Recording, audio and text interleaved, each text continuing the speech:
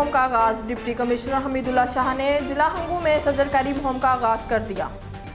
Deputy commissioner Hangu ने DC office में पौधा लगाकर मुहिम का बाकायदा आगाज किया।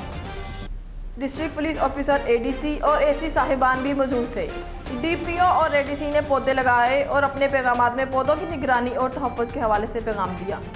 साथ ही रिपोर्टर के साथ लुकमान फराचा, इस्लाम बहादुर नसीर, न्यूज़ HD, तलहंगू। घोटकी थाना खुमरा में पुलिस की बड़ी कामयाबी। पुलिस मुकाबला के बाद एक मुगवी को बाजियाब करवा लिया गया। मुगवी मुश्ताक चचड़ 18 फरवरी 2021 को अगवा हुआ था। मुगवी के वर्षा एसएसपी उमर तोफेल से मिले और मुश्ताक चाचड़ की बाजियाबी के लिए कहा। एसएसपी उमर तोफेल ने एसएचओ घुमड़ा को सख्त हिदायत जारी की थी। एसएचओ को खुफिया इत्तला मिली कि वो अगवा कार मुश्ताक को माचका की हदूद कच्चा से सिंध की कुचा में शिफ्ट करने वाले हैं।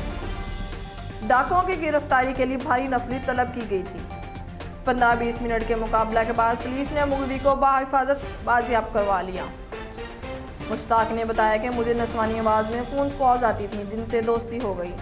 18 फरवरी को उन औरतों से मिलने गया जहाँ अगवाकारों ने मुझे अगवा कर लिया। वज़ीर आला पंजाब का रमज़ान में अवाम के लिए 7 अरब रुपए का खुसूसी ऐलान। आटे का थैला 10 किलो 300 रुपये में मिलेगा। आटे की फराहमी पर पंजाब हुकूमत तकरीबन 3 अरब रुपए 50 करोड़ रुपए की सब्सिडी देगी। घी, चिकन और अंडे मार्केट से 10 से 15 रुपये कम कीमत पर मिलेंगे। दाल, चना, बेसन, खजूर और दीगर अशिया ज़रूरिया भी रमज़ान बाज़ारों में 2018 के नरखों पर मिलेंगी। फेयर प्राइस शॉप पर फल सब्जियां 2018 के रेट के मुताबिक मिलेंगी।